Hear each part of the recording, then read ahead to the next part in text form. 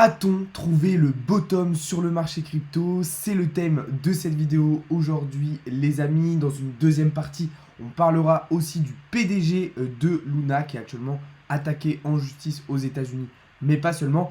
Et dans une troisième partie du live, on parlera de XRP qui est probablement au bord du gouffre, au bord de l'écroulement. Donc un live très intéressant aujourd'hui, les amis, dans lequel on va voir beaucoup de choses.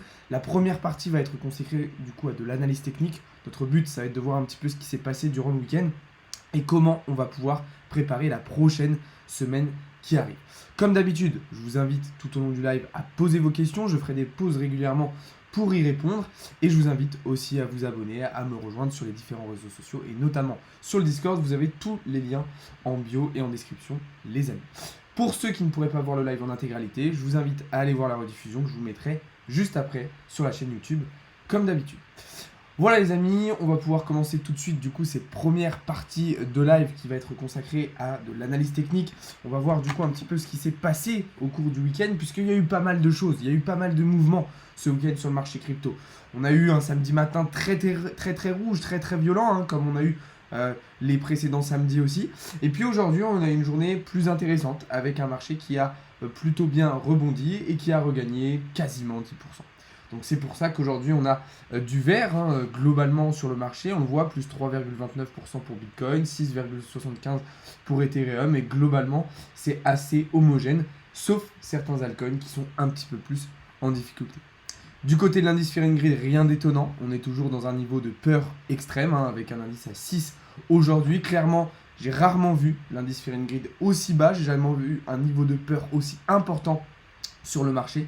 Et d'ailleurs, ça se ressent sur les réseaux sociaux, dans les vidéos, etc. Tout le monde est dans un niveau de peur vraiment très important. C'est la panique. Et cela s'explique par, évidemment, un Bitcoin qui est toujours sous les 20 000 $. Du côté de l'indicateur Blockchain Whisper, on voit que l'équilibre revient entre les longues et les shorts. On est quasiment sur un niveau d'équilibre parfait. Cela s'explique par une situation très incertaine et du coup tout le monde est un petit peu en attente. Est-ce qu'on a trouvé le bottom? Est-ce qu'on n'a pas trouvé le bottom? C'est justement la question à laquelle on va essayer de répondre aujourd'hui.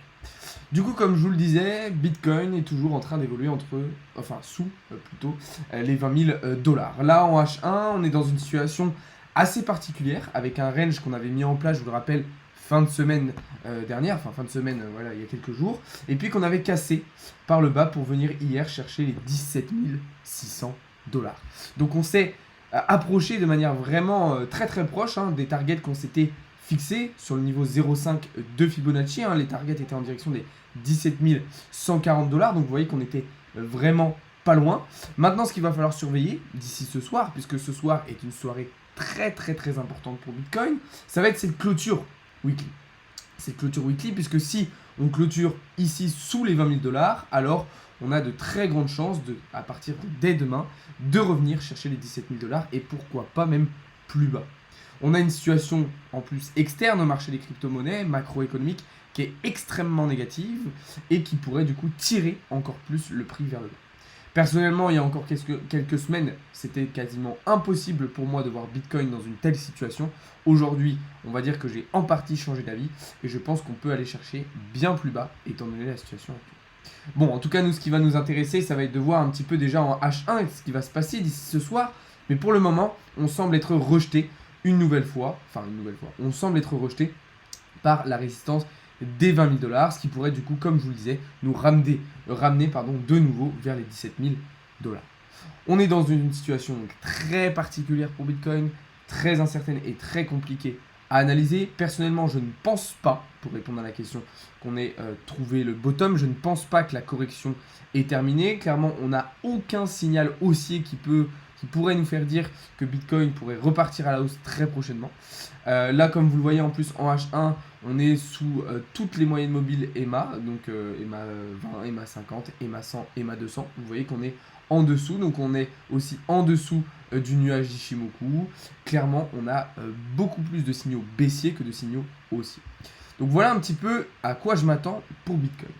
Maintenant, attention, on sait que le marché est piège, on sait que le marché est manipulé, on sait qu'il y a certaines grosses baleines, de gros investisseurs qui se sont réveillés un petit peu ces derniers jours sur le marché. En tout cas, pour clôturer cette première partie d'analyse sur Bitcoin, on se rend compte que cette situation nous enlève en fait toutes les croyances qu'on avait pu avoir du côté de Bitcoin. De se dire, oui, le Bitcoin ne va pas descendre autant parce que sinon les mineurs vont pas y être rentables. D'ailleurs, ça, on en parlera plus tard dans le live. Ça, on voit que ça a été faux. On disait aussi, oui, Bitcoin ne pourra pas descendre autant parce que MicroStrategy, Tesla, ils ont acheté, ils vont pas laisser le prix baisser autant. En gros, les institutionnels vont soutenir le marché. Mais moi, je vous l'ai dit, et c'était quelque chose que je pensais sincèrement. On voit que toute cette situation a balayé en fait nos croyances et nous montre bien qu'on est un petit peu rien à côté de ce que Bitcoin et en fait qu'on décide de très peu de choses. Alors évidemment, on le savait, mais c'est d'autant plus flagrant, c'est d'autant plus réaliste dans cette période extrêmement compliquée. D'ailleurs, pour gérer cette période compliquée, je vous invite à aller voir la vidéo que je vous ai sortie hier soir, dans laquelle je vous donne quelques conseils très intéressants pour faire face à cette situation pénible, compliquée.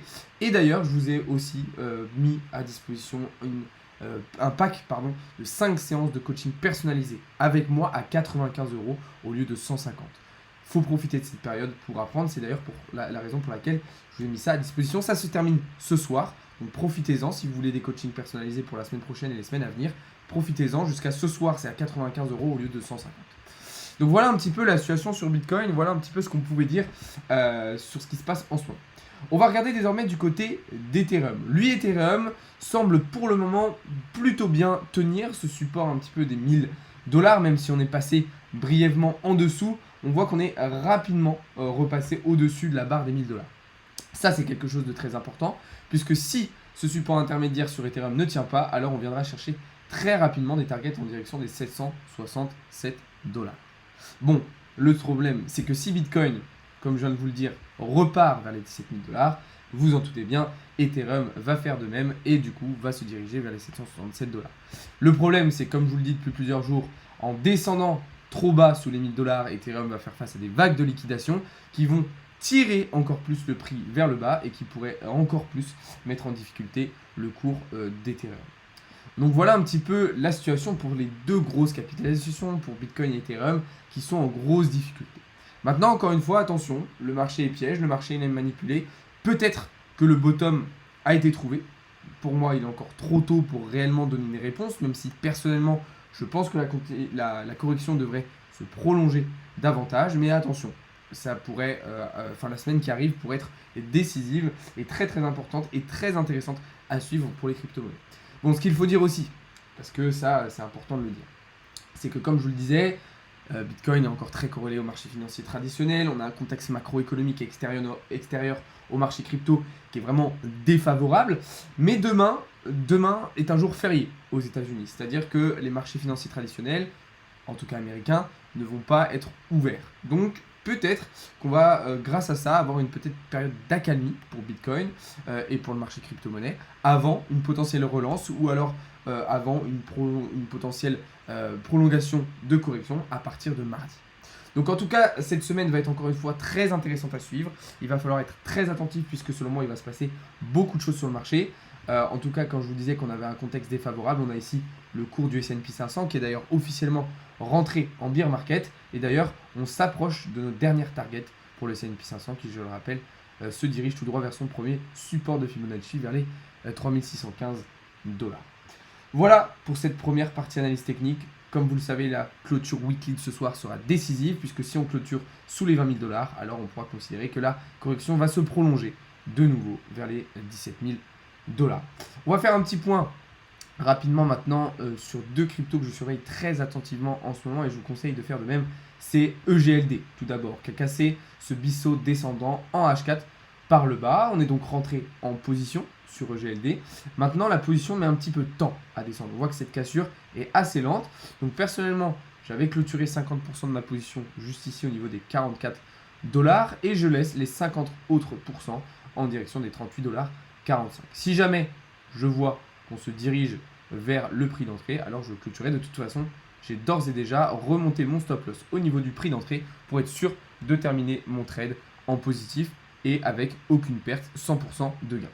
Ce trade, c'est d'ailleurs un trade que je vous ai partagé dans le serveur Discord. Je vous invite à le rejoindre. Vous avez tous les liens dans la bio et dans la description, les amis. Du côté du Solana, là aussi, on a quelque chose d'intéressant. H1, alors là, quasiment toutes nos targets ont déjà été touchées. Je rappelle qu'on avait ce triangle de compression en H1 sur Solana. On a bien entendu la cassure de ce pattern pour prendre position et pour aller chercher des targets à l'os. Maintenant, l'objectif va être de prolonger ces TP, donc de fonctionner sous forme de TP évolutif pour aller chercher cette fois-ci le haut du pattern en direction des 35 $.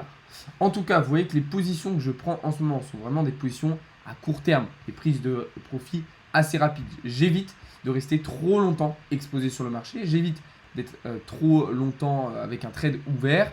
Par exemple, j'évite aussi d'aller me coucher avec des positions ouvertes puisque on est dans une situation de marché extrêmement compliquée et voilà, vaut mieux limiter ses risques en ne restant pas exposé trop longtemps sur des positions. Du coup, voilà un petit peu pour cette première partie de live, du coup, analyse technique. Voilà un petit peu ce à quoi on peut s'attendre pour le début de semaine prochaine. Encore une fois, les marchés financiers américains seront fermés demain. Donc peut-être qu'on aura un début de semaine assez calme avant une reprise beaucoup plus forte à partir de mardi. Voilà les amis, dites-moi un petit peu vous dans les commentaires, dans le chat, ce que vous pensez du marché. Est-ce que vous êtes plutôt confiant? Est-ce que vous êtes plutôt pessimiste? Est-ce que vous pensez qu'on a trouvé le bottom? Ou est-ce que vous pensez que la correction va encore se prolonger? En tout cas, je vous conseille d'être extrêmement prudent.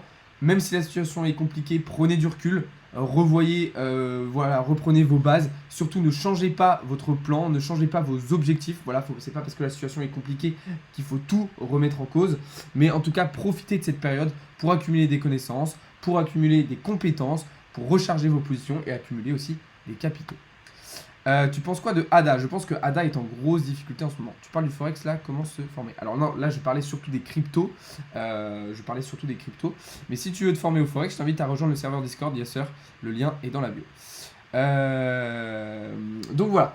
Les amis, on va du coup rentrer dans la deuxième partie de ce live qui va concerner une actualité qui va probablement énormément vous intéresser. C'est le PDG de Luna qui est désormais mis en examen d'un recours collectif aux États-Unis. Comme vous le savez, le Luna s'est totalement crashé, l'écosystème Terra est complètement tombé à l'eau. Le problème, c'est que le PDG de Terra, il était un petit peu bizarre. Il avait déjà fait des coups un petit peu chelous dans le passé. On s'est rendu compte que quelques mois, quelques semaines avant le crash de Terra, il avait vendu des millions et des millions de dollars de Luna.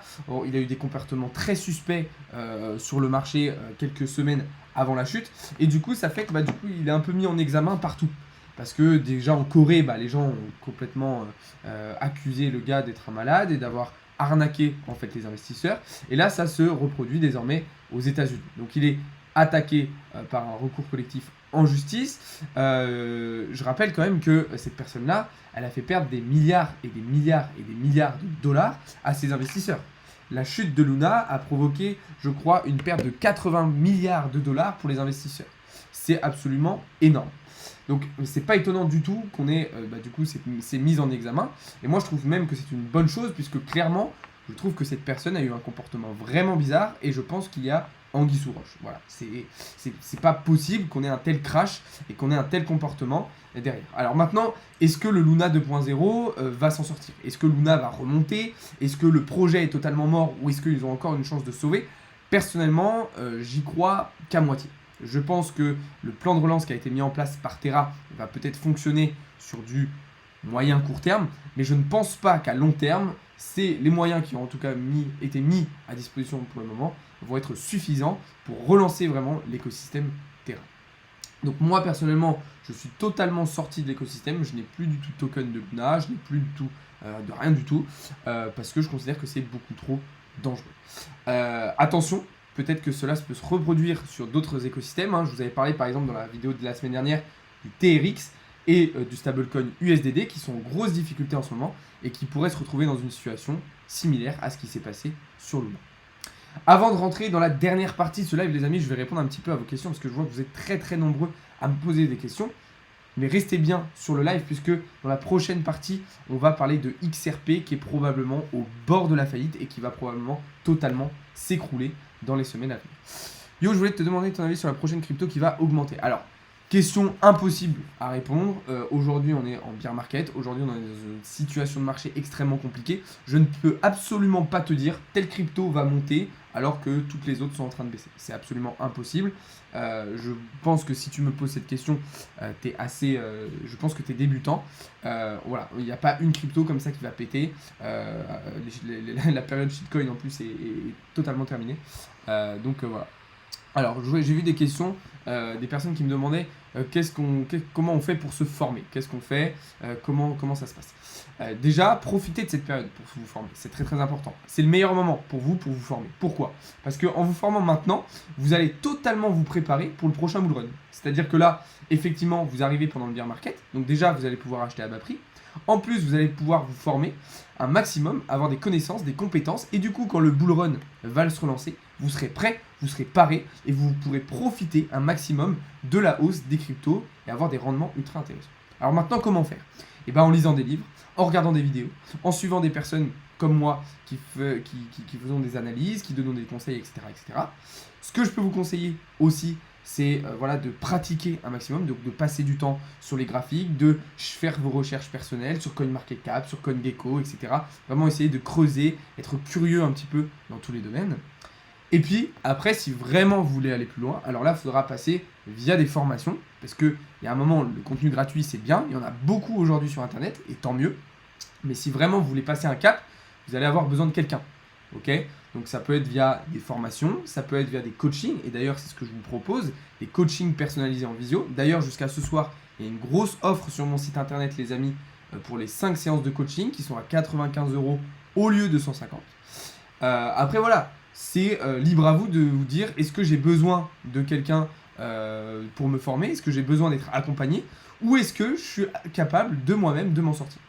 Personnellement, je considère que c'est quasiment impossible aujourd'hui de s'en sortir tout seul. Donc ça peut être bien d'avoir au moins pendant une courte période un accompagnement, soit via des formations déjà faites, soit via des coachings personnalisés, comme je le propose. Moi, j'aime beaucoup les coachings personnalisés. Je trouve que c'est bien pour vous, parce que par exemple, moi, mes élèves, du coup, il y a vraiment un suivi avec eux. On s'échange par message même entre les séances. Il y a vraiment un suivi, une continuité, et ça permet une progression très intéressante. D'ailleurs, si vous voulez demander, je vous invite à aller dans le serveur Discord. Il y a pas mal d'élèves qui ont donné des avis, des témoignages. Donc, vous pouvez aller voir tout ça. En tout cas, les amis, si ça vous intéresse, vous allez voir tout ça sur le site internet. Vous allez voir tout ça sur le Discord. Vous avez tous les liens dans la bio et dans la description. Il y a une question de Cargo Bombman. Qu'est-ce que je pense de Avax? Avax, c'est un écosystème très intéressant, qui a pour moi beaucoup de potentiel et qui peut tout casser dans les mois et les années à venir. Ne payez surtout pas de formation quand vous avez Internet. Alors, cette mentalité très française de ne vouloir absolument pas payer de formation, moi je ne comprends pas, et d'ailleurs je vais vous poser la question parce que j'ai un petit peu de mal à comprendre ça, c'est pourquoi les gens, et notamment en France, parce que moi j'ai des élèves un petit peu partout dans le monde, en France, en Suisse, aux États-Unis, pourquoi c'est en France et uniquement en France que les gens, quand c'est gratuit, ils vont foncer tête baissée et se dire génial, c'est trop bien, j'y vais, ça va être trop bien, etc. Mais par contre, quand c'est payant, ils ont peur. C'est quelque chose que je comprends pas. 95, tu rigoles ou quoi? Alors c'est 95 € pour 5 séances. Vous avez 5 séances de coaching à 95 € seulement, au lieu de 150. C'est pas les formations le problème, c'est les formateurs. Non. Alors oui, évidemment qu'il y a des formateurs qui sont mauvais, évidemment qu'il y a des personnes qui ne font pas bien leur travail. Après, voilà, encore une fois, les formations ne sont pas obligatoires. Mais moi, ce qui me dérange un petit peu, c'est que les gens, aujourd'hui en France, se jettent sur les choses qui sont gratuites. Comprenez que si c'est gratuit, c'est probablement de mauvaise qualité. Ok? Ce que je comprends pas, c'est que dans la vie de tous les jours, on n'a aucune difficulté à payer pour tout et n'importe quoi. Mais sur Internet, les gens ont peur. Les gens ont peur de payer, de payer quelqu'un pour qu'il leur apprenne des choses. Alors qu'on paye bien des universités, on paye bien des écoles, on paye bien pour manger, pour aller au resto, etc. Bref, c'est un débat qui serait infini, j'en ai déjà parlé dans certains lives et avec certaines personnes. Mais c'est vrai que j'ai un petit peu du mal à comprendre tout ça. Moi, ça me dérange, c'est que les formations n'ont pas le niveau sur tout. Alors, c'est pour ça que les amis, et ça c'est un conseil très très important que je vous donne, si vous prenez une formation, renseignez-vous vraiment bien à l'avance sur la personne qui vous vend cette formation. Ok, vérifiez bien que cette personne est qualifiée, est compétente. N'hésitez pas à la suivre pendant plusieurs semaines, voire plusieurs mois avant de prendre sa formation pour vérifier que cette personne, c'est pas un arnaqueur, c'est pas une personne qui raconte du n'importe quoi. Donc voilà.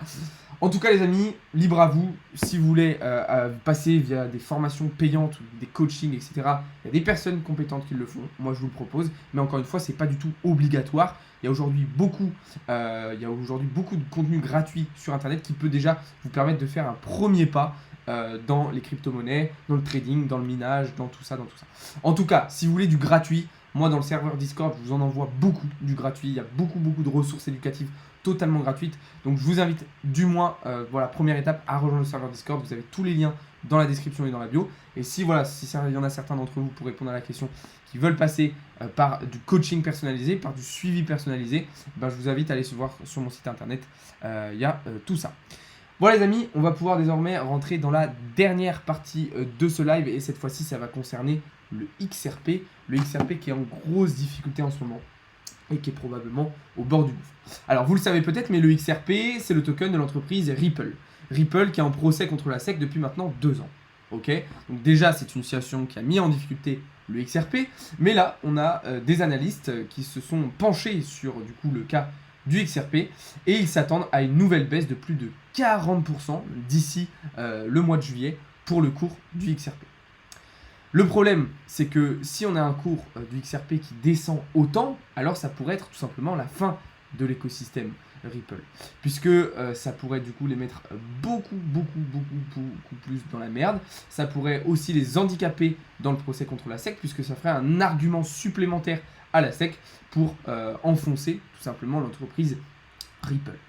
Le XRP qui est aujourd'hui à 31 centimes, c'est extrêmement faible, sachant que le XRP, il a un ATH, il me semble, en direction des 5... non, c'était pas 5 $. Ah non, des 1,95 $. Ok, donc ça fait quand même une baisse assez significative. Un ATH à 1,95 $, donc quasiment 2 $, et aujourd'hui 31 centimes. Là, vous le voyez, XRP arrive sur un gros niveau de support très important. Le problème, c'est que si ce niveau de support il ne tient pas, alors on pourrait imaginer une correction bien plus importante en direction des 14 centimes, enfin des 15 centimes. On reviendrait donc sur les niveaux de printemps 2020 pour le XRP. Personnellement, je pense que c'est un écosystème qui est en grosse difficulté.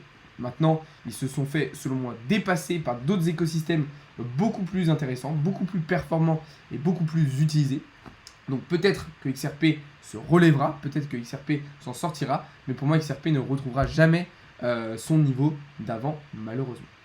Donc voilà, si ça vous intéresse de comprendre un petit peu l'étude qui a été faite sur le cours du XRP et pourquoi ça pourrait continuer de baisser de cette manière, le lien de l'article, je vais vous le mettre dans le serveur Discord justement les amis, comme ça vous pourrez aller checker tout ça un petit peu en détail et comprendre qu'est-ce qui est en train de se passer. Mais en tout cas, la situation est vraiment très délicate pour le XRP et surtout pour l'entreprise Ripple.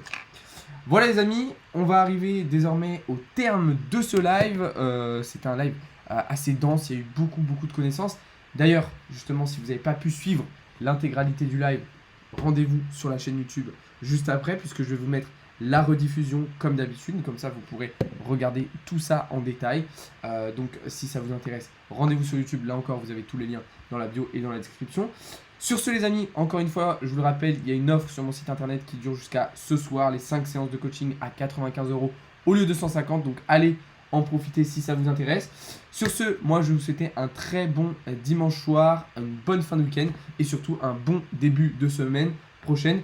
On se retrouve dès demain matin pour davantage de contenu et davantage d'analyse. Bonne soirée à tous les amis, c'était Alex de Crypto Learning.